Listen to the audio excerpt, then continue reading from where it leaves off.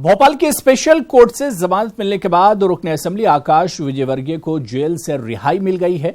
आकाश को 50,000 और 20,000 मुचलके पर जमानत मिली है। इनकी रिहाई के बाद जुलूस निकाला गया और खुशी में कई राउंड फायरिंग भी की गई। इंदौर नगर निगम के अफसरान को क्रिकेट के बैट से पीटने पर 26 जून को इन्हें गिरफ्तार किया गया था।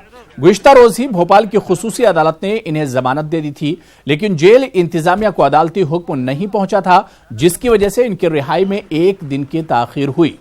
आकाश विजयवर्गीय को 4 रातें जेल में गुजारनी पड़ी।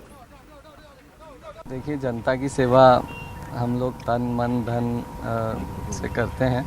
अपना एक एक पल एक एक कण उसके लिए लगे, इसका प्रयास करते हैं और आगे भी करते रहेंगे।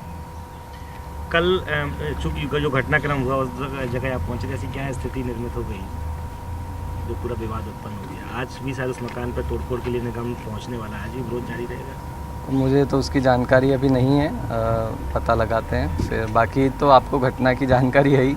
अब उम्मीद है पूरे क्षेत्र का, शहर का और विकास अच्छे से करेंगे। ऐसा आपका विरोध आगे भी ऐसे कुछ